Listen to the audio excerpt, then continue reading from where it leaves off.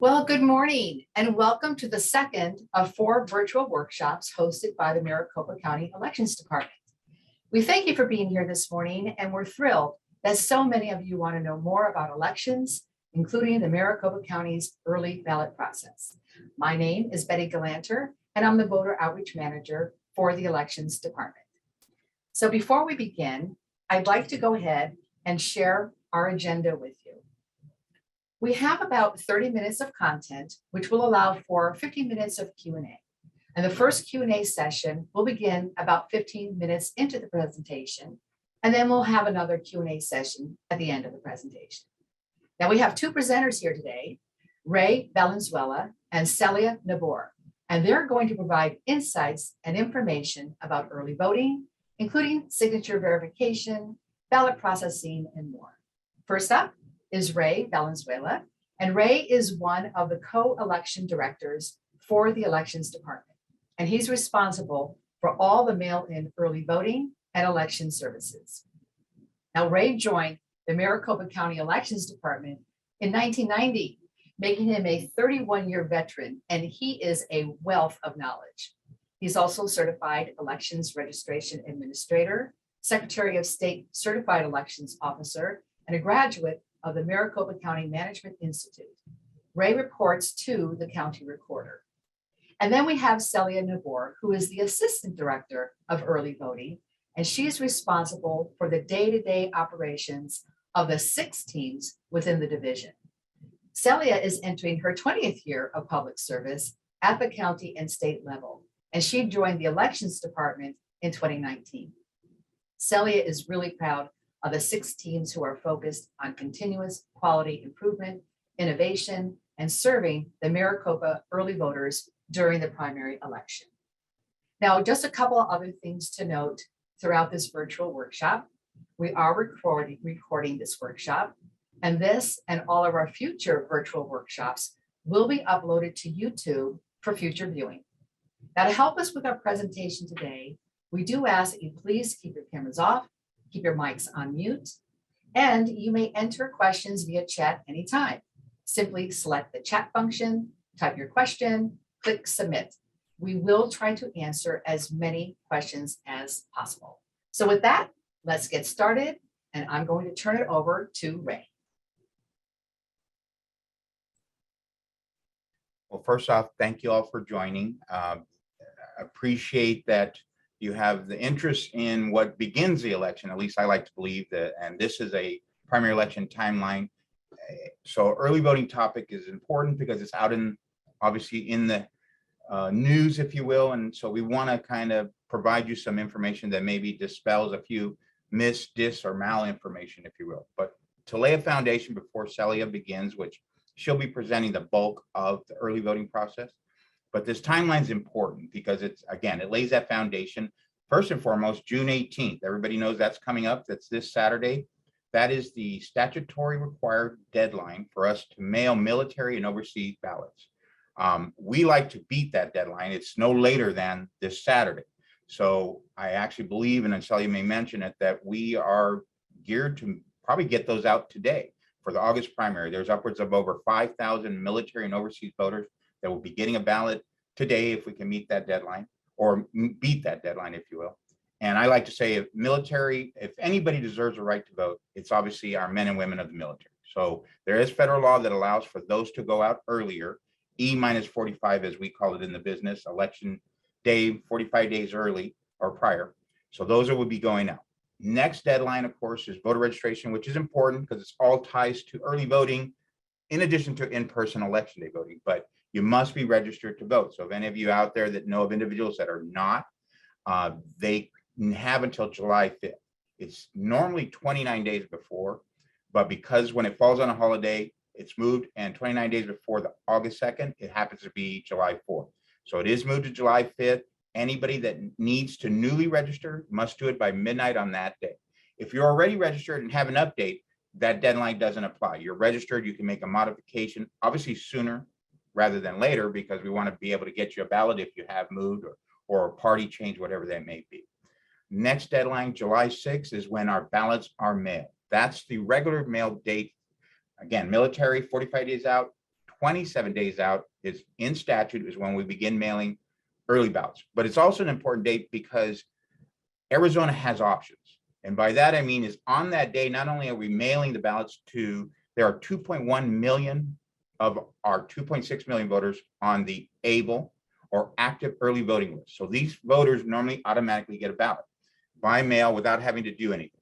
For the August primary, we have a group of independent voters or unaffiliated, and Celia, again, we'll talk more to that. But I just want to kind of reemphasize that if you are an independent or know of individuals that are on able specifically and expecting a ballot, we can't mail because it is an open primary and a voter can select and participate. An independent voter can. And all they need to do is tell us which party ballot to nominate from. So Democrat, Republican, or city town only if applicable. We have 23 of our 25 cities and towns within Maricopa County that are on this August primary ballot. So that is an option. But July 6th, back to the whole options part, is not only our ballots mailed on that date, that's when we open our drop boxes, but more importantly, our in-person early voting sites. So you now have three options where before it was mail, so to speak, and election day, you now have 27 days of in-person voting, just happens to be early, and you can do that all the way up to the August 2nd primary. So July 6th is when everything is enabled for voters to get the ballot by mail or go in person. July 22nd, the last day to request, that's 11 days out. And the rationale behind that is in law is we want to give you time to get it, vote it, and return it. So the last day to request, even for voters that say, well, I'm not unable, I don't normally vote by mail, but there's a point where, oh, I have to leave out of town. Our site, Maricopa.vote, you can go there and there's links to a new site. Actually, it's new and improved, more intuitive. But directly you could go to, and I know it'll be re-mentioned because we try to plug as much times, all these, what I call short links, request.maricopa.vote. If you're an independent or even a registered voter who's not unable with a register with a party, DAM, Rep, Live, and so on, you can go to request.maricopa.vote and submit a ballot to be sent to you by mail. And the last day to do that again is July 22nd to ensure we can get you that ballot and you can return it. Next date is July 26th, which is the date that the USPS recommends returning your ballot back to us. That's 7 days prior to the election.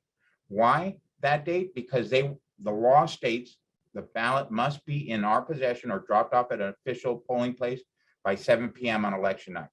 To make sure that happens, if you're going to mail it, we recommend July 26th based on the United States Postal Service recommendation to get that to us in time. If you are unable to mail it back by July 26th, you have the option, as I mentioned, the in-person sites will be open and Dropbox locations will be open within those in-person sites, as well as one outside our McTech facility on 510 South 3rd Avenue, which is 24/7 under cameras and such. But if you miss that mail date, July 26th, then seal it, sign it, put it in that envelope, and you can drop it off anytime after that, all the way up to and including election day, as long as it's by 7 p.m. So last but not least, of course, is the August 2nd primary election date, which is everything builds up to. And again, by June 18th, by today, we'll be actually in the midst of the election beginning with the first ballot being sent to the 5,000 plus military and overseas voters. So next slide. So here is, again, foundational. Talking about ballot by mail, again, there's a lot of dis, or malinformation about there. I just want to run through these 5 very specific points that identify how mail balloting or early voting is secure, transparent, and allows for tracking and verification. That's the most important thing. A lot of people maybe don't know all the checks and balances that go into mail balloting. So the first one is only registered voters can request a ballot. Again, there's some misnomer that ballots are laid on the table, you come and pick one and somebody can grab thousands and drop them off. It's obviously untrue. Only a registered voter. So before you can even be sent an early ballot, you must register to vote.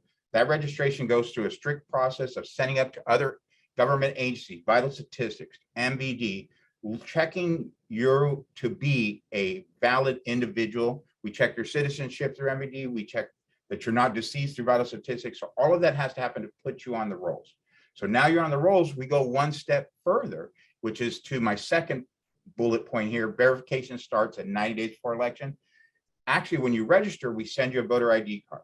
That voter ID card serves two purposes, not only to tell you you're made it to the rolls, but also to validate your address. So when we send that return service requested, post office, we pay for a special endorsement that says if that individual may be real, but are they at this address? So we do that second check, but we go that next step ahead of an election, which back to point number 2, 90 days before, if you're an able active early voting list voter, you receive one of these 90-day cards. So the 2.1 million voters that are potentially on able right now got a card, 2 different cards. One is an independent voter so that they can pick their party to participate in the primary. If they don't do that, then they will automatically get a general ballot, just like, because that's not a partisan, doesn't require that picking of a party ballot.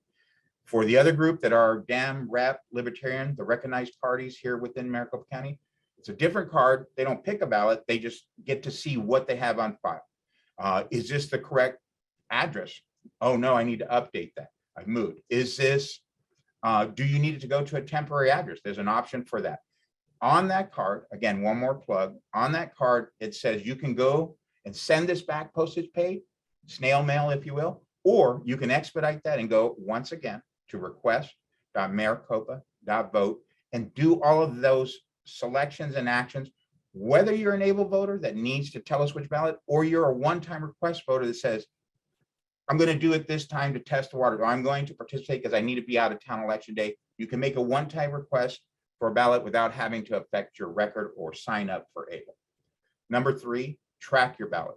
This is going to be emphasized throughout this presentation. We want to be what I like to call the Amazon of elections. When you want to know where your package is, you want to know, did it get confirmed that you ordered it? What is its delivery? Did it get to you? All of those things. We have that same option, which is part of the transparency and security process, which is to track your ballot. So I'm going to emphasize for any of you that are not, and if you are, to still tell a friend to text join to 628-683. That's going to allow us to give you 5 messages at the most. One that says your ballot's being prepared. So if you're on this subscription service now, you should have gotten that by text or email. You decide when you join if you want one or the other or both. And it'll tell you your ballot's being prepared. When that ballot mails on that July 6th date, 27, it's going to send a text message or email that says your ballot's been mailed. Now you can look for it in 2 to 3 days in your mailbox. And the third message is after you get it voted, we want you to be confident. So it's going to track it. The minute we pick it up from the post office and scan it in as received, you're going to get a text message that your ballot's been received and under signature verification. If there is, here's the real beauty of it. If there, a lot of people ask, well, what if there's a problem with my signature? It's outdated. If we haven't contacted you, we probably have a valid exemplar of your signature, multiple of them. Anytime you register to vote or move, that form is on your record. Anytime you checked in at a polling place and you signed a signature roster, that signature is on file and we checked your ID. Or a past early voting affidavit where we had to call you and say, there was a questionable, but now we validate you. This is a matured signature. You're now a doctor and it's a scribble. And we can validate with you that this is your new exemplar. But anyways, text join 628-683. That'll help us notify you if we have a questionable signature, if we have a missing signature, to tell you right away, give us a call. There's an issue with your packet. Number 4, this is the most important because there is some MDM out or dis and malinformation out there with regards to signature verification. It's believed that there's AI, artificial intelligence, looking at these signatures, and that's 1,000,000,000% untrue. 100% of signatures are verified by humans. Human citizens that are boards that are coming in, and we have a multi-tier system. And I won't share too much because I don't want to still sell you thunder where she'll talk a little bit about that. But I just want to let you know 100% signatures are verified by humans. There is no AI, and there's a multi-tiered system that Celia will explain a little bit more to give you confidence that it's not just one individual looking at it. There's a manager that's looking at it. If I say an exception, there's a manager that has to confirm that. And last but not least, on these security transparency tracking verification process, number 5, only verified ballots are counted. So if an individual, 100% signature verification, I know I'm mailing it to this address. I vetted that address. This is the voter's address. It comes back to us. It is a packet, and I happen to have one, and Celia may do, but this is just a sample with a unique piece ID. This is unique barcode and ID to every voter in file. It's nobody else has it. So when it goes out, I know I sent it to John Doe. John Doe gets it, they sign it. Even if somebody picks up a ballot or takes it from the household, and when we get it, it's sealed within that envelope. It must be sealed. It has that signature verified, so 100% of those are verified, and only those that are verified, matching signature, that's your proof of identity. If you got my packet and you know my name, it's right there. Could you sign my signature as known and on your registration form? The odds are not. So, but anyway, just want to point out that only verified ballots are counted, and they go to a citizen board, a bipartisan board, a dam and a rep, if you will, that then audit this process, audit that tray. We'll say a tray of 200 and go through and say, let's reaffirm that these have all been verified before we separate them for the secrecy to send to tabulation.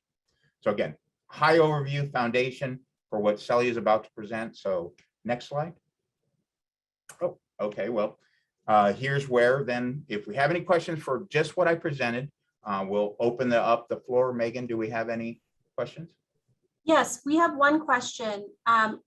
Someone said that they are going to be out of town for the August primary election, and we're wondering if we would forward their ballot. That's a very intuitive and intrinsic question, because it is important, because Arizona is known for our snowbirds, if you will, and we have a lot of folks. It's hot out there, so they're up in Munds Park, Flagstaff, their summer home. That it will not be forwarded. It's very important to know this. It will not be, and it's purposeful. And some voters that are in Munds Park say, well, why not? That's terrible. The answer is, let's reverse that. We don't know if you moved to Munds Park, retired permanently, or living there. That's Yavapai County, whole different set of board of supervisors, local issues. Or you going to school in California, is that temporary or is it permanent? So we will not forward saying, oh, it must not be a true move. Instead, the law, Arizona law, was intelligent enough to be built out to say, do not forward, because we don't know if that person is there temporarily or permanently, and we don't want them voting in our election, if you will. Now, it does add a burden to you folks that are temporarily away, and to tell folks that all they need to do is come in and say, oh, I'm going to be away for just a primary. Back in the November is a usual circumstance for the summer home type of folks. Then all you need to do, one more time, request.maricopa.vote.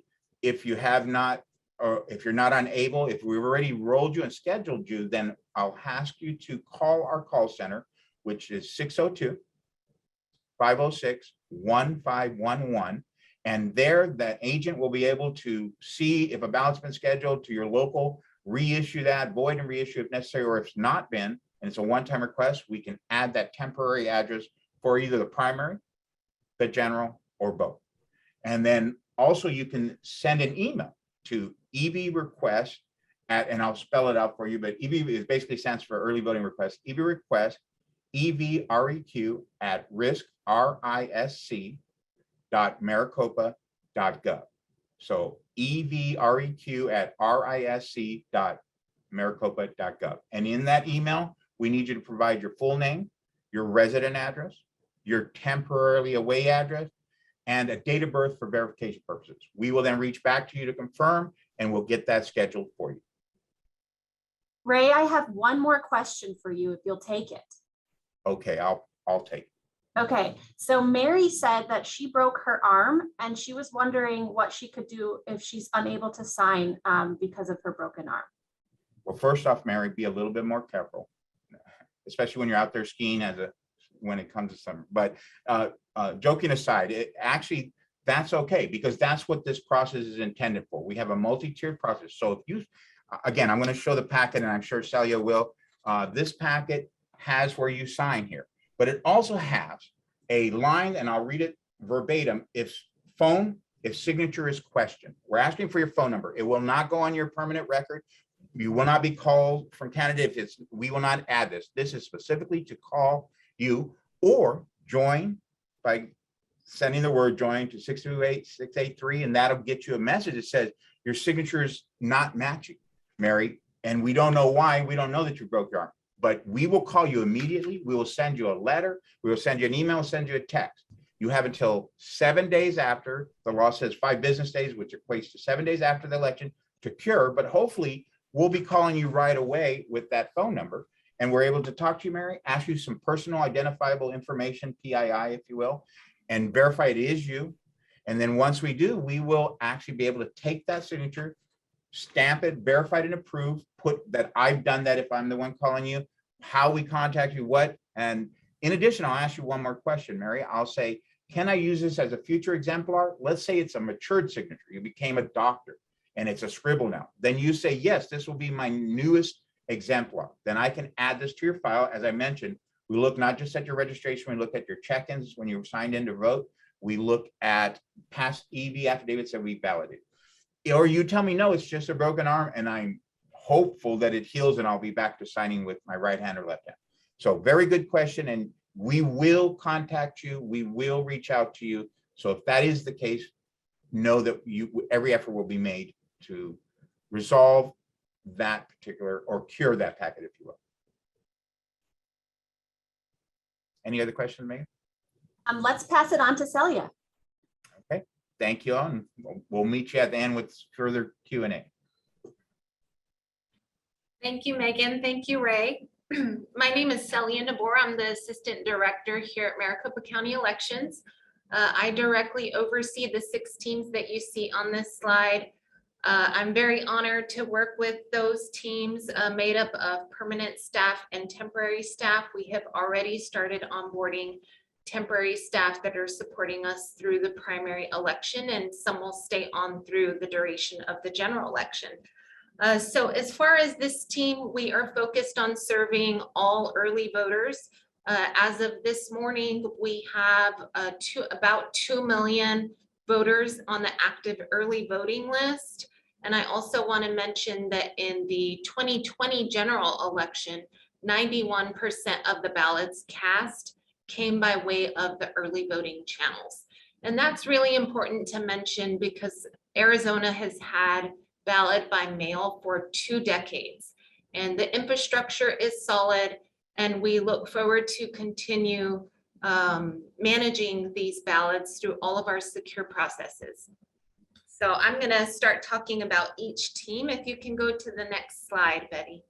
Okay, so I want to talk you through the experience of successfully being able to request a ballot, mark your ballot, return your ballot so that we can ensure that it gets counted. So first things first, as far as requesting your ballot, if you're on the active early voting list, which I mentioned, Maricopa County, we have 2 million voters on the active early voting list. Your ballot is going to go out to you in the mail for the primary election.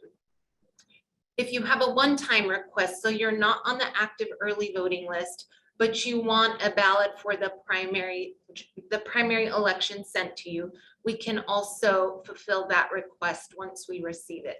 So as far as requesting a ballot by mail, we need to receive your request by June 2nd if you're not on the ABLE.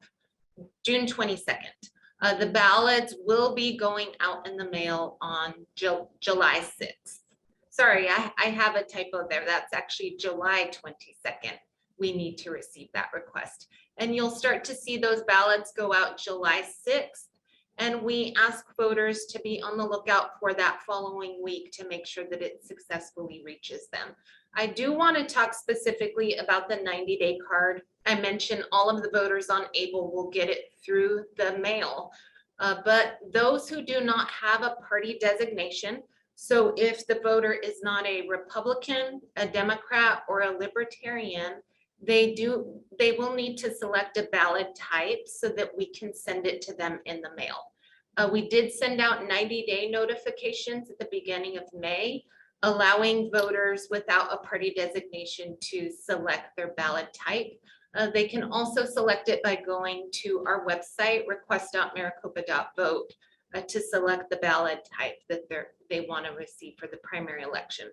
Another option is also in-person voting. So we will have some of our sites open on when early voting starts, which is July 6th, 27 days before Election Day. You'll see a phased approach as we get towards Election Day. We'll be opening up more sites, but we will definitely have some open beginning on July 6th, where all voters can go and cast a vote in person if that's what they choose.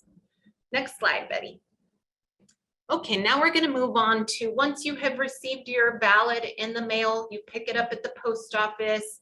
That packet is going to contain a few items. It is gonna contain your green affidavit envelope. It's gonna contain the ballot specific to you, where you live, your political affiliation. And it's also going to include early voting instructions. Early voting instructions, don't forget that it has a sticker, an I voted sticker affixed to the instructions, but we encourage you to review those instructions. Please follow the instructions so that we can ensure that we receive your ballot back and that it can eventually be counted. So once you have reviewed, you have voted your ballot, we're going to ask you to place your primary election ballot inside the green affidavit envelope that has your name on it. So as Ray mentioned earlier, the affidavit envelope, that green envelope, does have a barcode and it has your name. So please be sure that you are placing that ballot inside your designated envelope and then that you're signing it. So we encourage voters to also include the phone number for curing purposes. That phone number, the line is just below the signature line. If we have issues, we'll call you up and work to mitigate whatever the issue is. And then last, please remember to seal your affidavit envelope before returning it back to us. Now, as far as returning your ballot, you have multiple different options available to you. We do need to have your ballot by 7 p.m. on election day, August 2nd. The last recommended, if you are going to use mail, the last recommended date for that is June 26th. We want to allow for the 7 days of transit time to arrive to us on time. The other, we will have early ballot secure drop boxes located throughout the county where you can physically take your sealed green affidavit envelope with ballot enclosed and you can drop it there. And we really want you to have visibility and insight into where your ballot is within the different processes. Ray already mentioned, and I'll mention again a little bit later, we really want you to sign up to receive. You receive actually a text and an email notification letting you know when we received it, when we have signature verified it. If there is an issue identified with your packet, you would also get that notification as well. Next slide. Okay, so now I'm going to talk a little bit about one of the first teams. So this team is already ready to send those ballots out. Ballots for military overseas voters, those go out 45 days before the election, or they must be out by that time. So who can participate as a military and overseas voter? So eligible to register to vote here in Arizona, uniformed personnel on active duty, and their eligible family members, and they must be stationed out of the county to be able to use this type of method. We also have US citizens who are residing outside of the US who can participate. Those are our overseas citizens that can request a military overseas ballot. The important dates to remember for those voters, Ray mentioned we are getting those ballots out likely later today, and going into tomorrow, those ballots will go out to the voters, and we must have those back by election day, 7 p.m. That's important to mention because we do have voters located all throughout the world, and if they're choosing to mail it back to us, they need to account for the transit time that it takes to get back into our hands here in Arizona in our office. These voters have ways that are directed by federal law that they can receive their voting materials. That includes email, fax, and mail. If you know someone or you yourself would qualify as a military overseas voter, we encourage you to reach out to our team. The email address is here, or you can also visit our website. Next slide. We also have the Special Election Board. This team is specifically designated to serve voters that are either confined or they have a physical disability. They need assistance in in casting their vote. This is a 2-member team. The team must be 1 Democrat, 1 Republican, traveling out to the voter to provide this service. The service is free of charge to the voter. It's also important to mention that we meet the voter literally where they're at. We travel to nursing homes, assisted living facilities, hospitals, and if that voter is confined within their own home, we will travel to their home. We encourage, if you yourself or your family member would benefit from this type of service, please call us.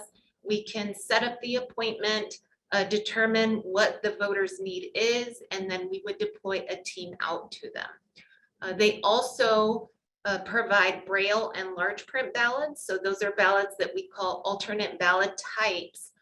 We also create those and would mail those ballot types out to voters upon request. Next slide. Okay, we are currently in the process of doing active, proactive outreach to the thousands of nursing home facilities, assisted living facilities that are located here in Maricopa County. We do have these temporary staff already here within the special election board teams. They are ready to go out and start assisting voters. So what can they start doing at this point as we lead up to July 6th, the beginning of early voting? We can go assist with voter registration. We can register new voters or help them do updates to their voter registration. So if you are an assisted living facility, you have residents there who are confined, please reach out to us. We'll schedule time and we'll deploy teams out to offer services to your residents. Next slide. Okay, so signature verification, 100% of the signatures that are coming in on early voting affidavit envelopes are reviewed by humans, as Ray mentioned, not by artificial intelligence.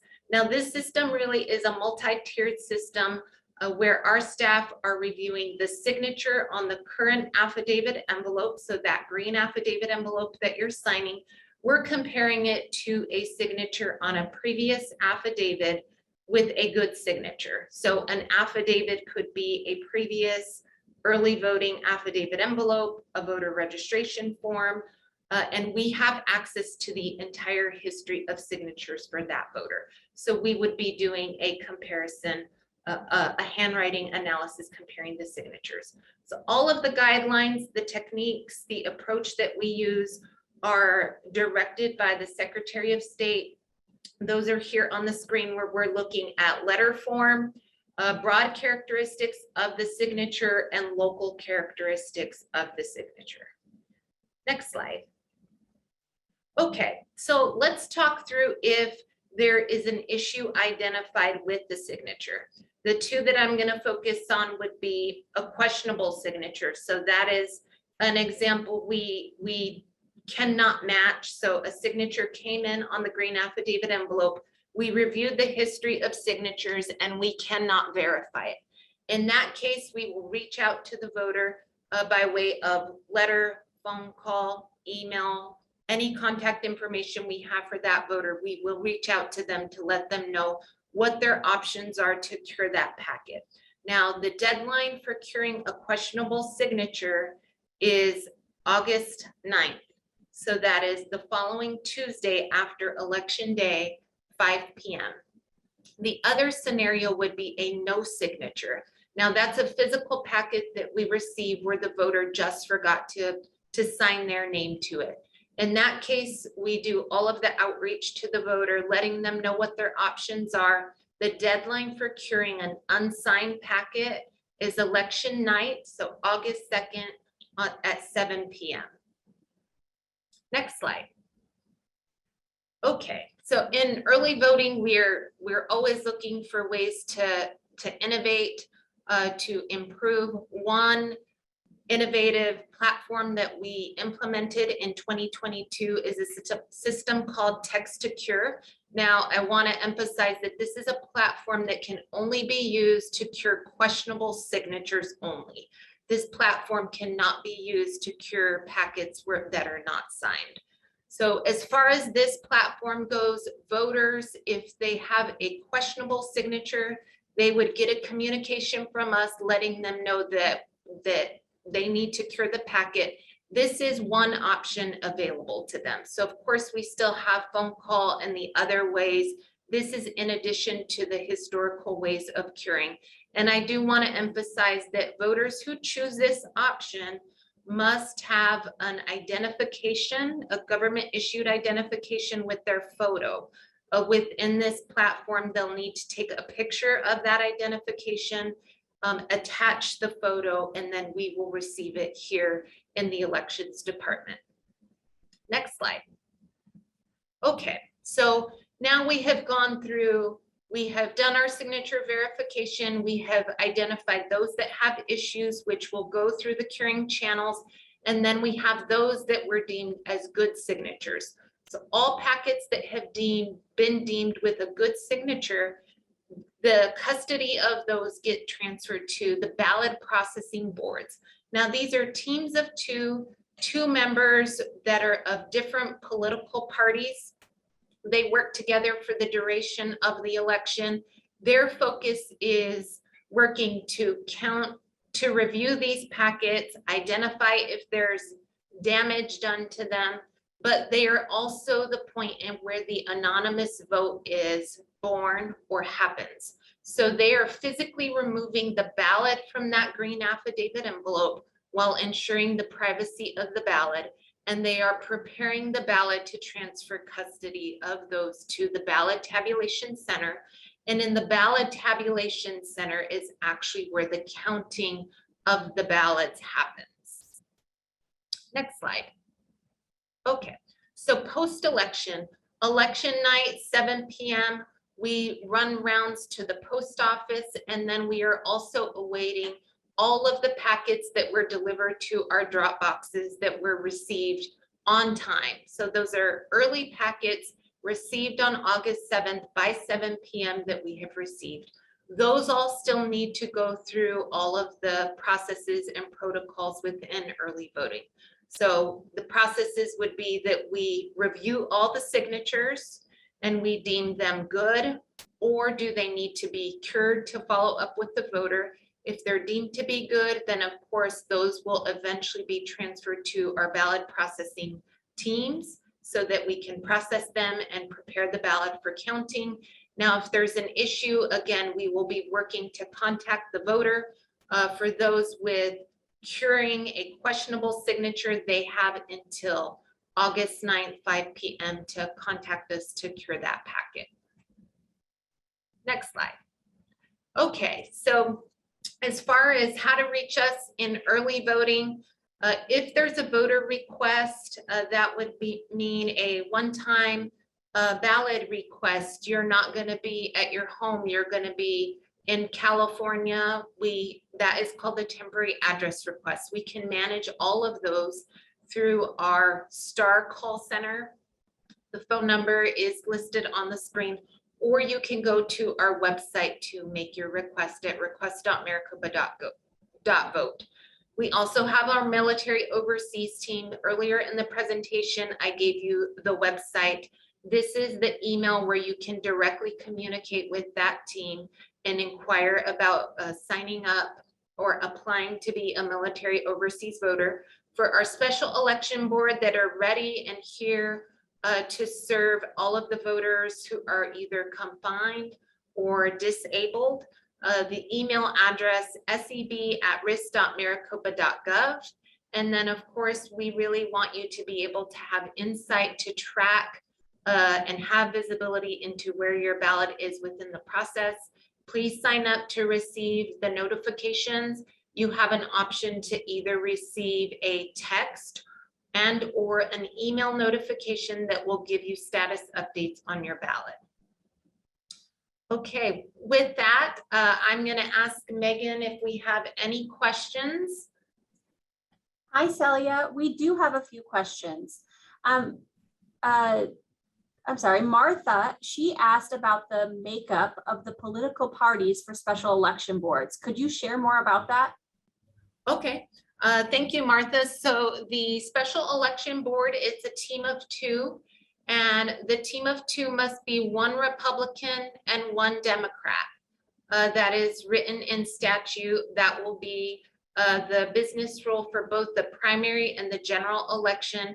Those teams really have to do everything together.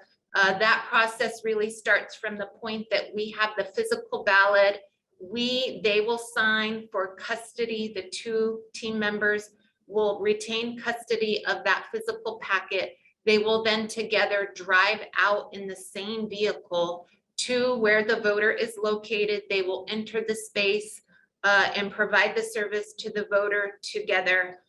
Everything is done with the voter together all the way to the point of that packet being sealed.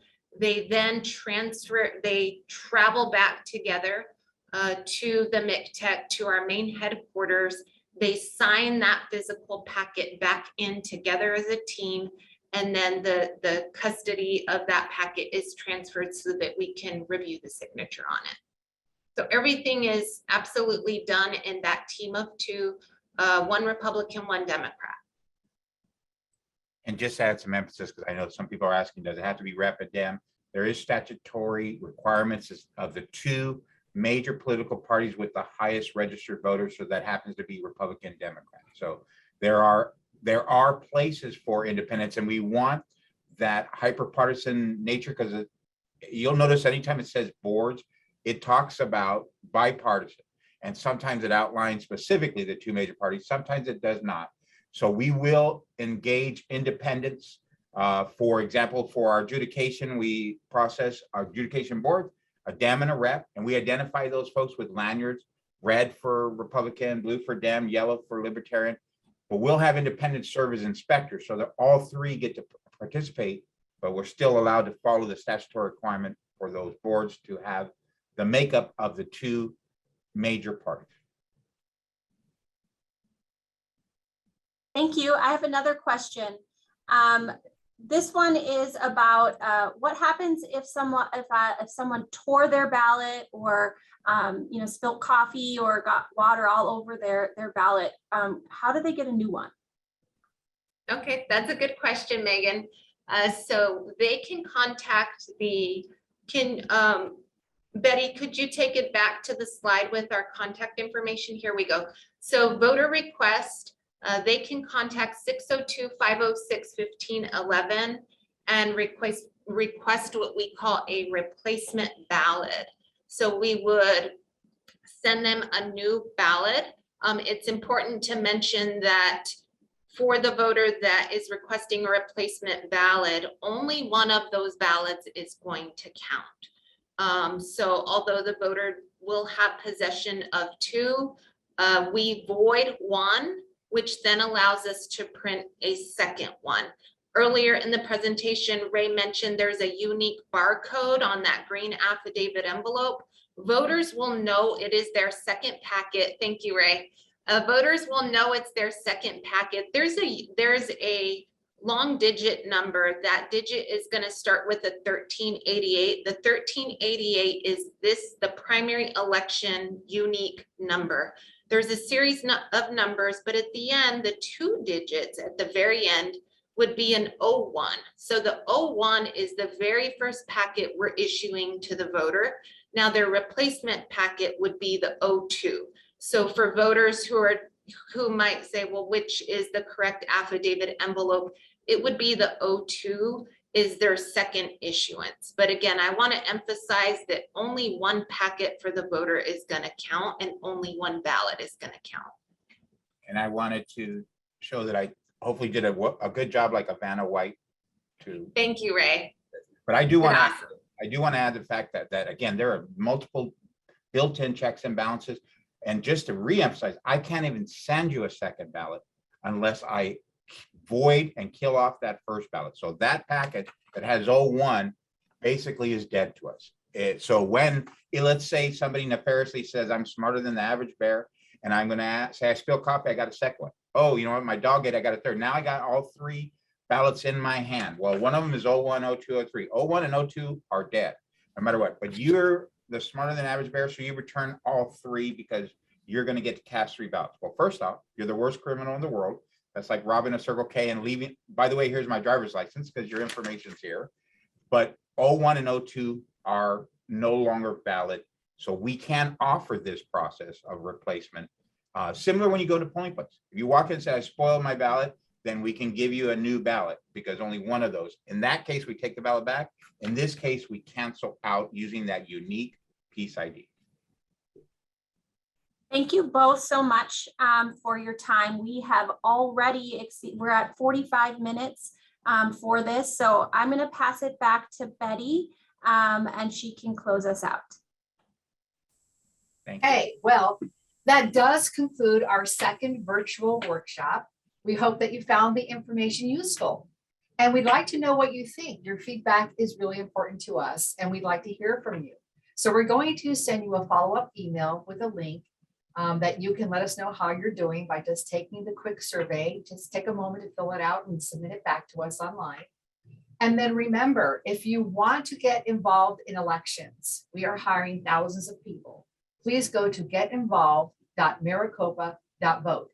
And if you want to stay informed, you can also subscribe to our Just the Facts newsletter by going to justthefacts.vote. Last, we are really thrilled to announce that we just launched our new website as part of our ongoing commitment to empower Maricopa County voters to access the services they need. Want you to be able to check it out right here. It's fresh, it's easy to navigate, it answers frequently asked questions, and provides access to the critical voter registration and election information that you need. Simply go to elections.maricopa.gov. You will find wonderful information in all of your favorites, including BeBallotReady.vote, the voter dashboard, and also all the access to your favorite short links like request.maricopa.vote. So please go there and check it out, elections.maricopa.gov. We hope that you can join us for our third virtual workshop on September 7th. This is when we will talk about in-person voting, and the email invites will be sent to you about 3 weeks before the event date. So from all of us at Maricopa County Elections Department, thank you so much for attending and have a great day.